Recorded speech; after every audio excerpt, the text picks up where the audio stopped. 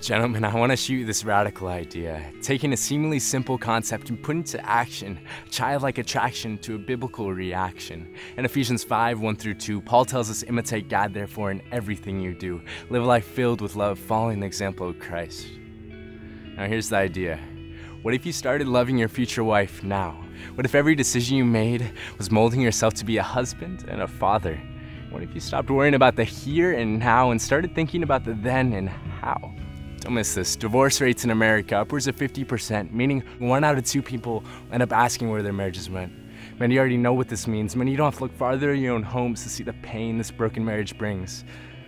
God's plan for the union of a man and a woman is to melt 2 broken people into 1 beautiful soul, 2 lumps of coal forged into 1 shining diamond, 2 nuts combining into 1 perfect harmony. But here's the irony. Solely looking at the statistics, something holy is missing. Something isn't clicking from the way we're called to love to the way we live that love. Well, how can we do that? How can we put the Bible into action? And how can we love with a fraction of the passion God has for us? Simply put, stop worrying about pursuing your next girlfriend and let God pursue you. Let Him love you first. Let Him plant Himself into the whole of your heart. His roots line your veins. His fruits break to change them and holding you back from being the man you were created to be. Let His love flow through you in every direction and prepare your heart for the resurrection of His love in your life. All of this just for the chance to love her like she was created to be loved. Ephesians 5:33 hits this kind of love spot on. It says, what is clearest to me is the way that Christ treats and loves the church. This provides a good picture of how each husband is to treat his wife, loving himself and loving her. Sure, you could wait till the last second and gamble it all, your wife, your marriage, the girl you love. But with Satan as the dealer, the house always wins. But why can't we raise the stakes, look the devil in the eye, and go all in? If we're called to imitate an almighty God that loved us before we were born, why can't we put the odds in our favor and start loving our future wives before we meet them? How radically different would you live your life if you lived it in love?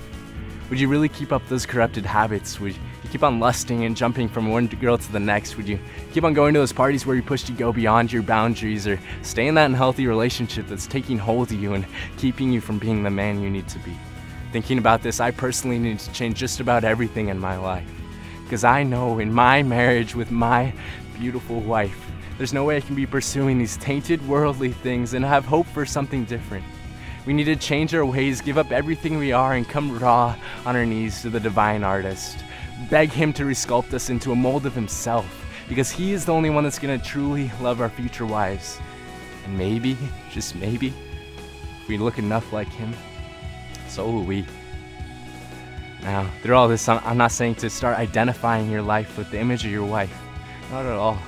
Extravagant love becomes a reflex when you're in the presence of an extravagant God. Your face should look so much like Jesus, so when the girl enters your life and the doves scatter, you act just as He would and love her. Here's my last radical thought. What if from now until your wedding day you kept a journal that you'd write in every week addressed to your future wife, telling her what you did that week that showed your love for her? For example, I didn't buy that iPhone because I put the money away for a down payment on our first house. I know it's not much, but it's a start, right? Or I didn't go too far with that girl last night because I'm saving myself 100% for you. Or I went to church this week because I'm trying to prepare myself to love you as much as I possibly can. Study your vows on your wedding day. You gave this journal to her and said, I love you that much. Just to mess with you guys, she gave you her journal that she's been working on.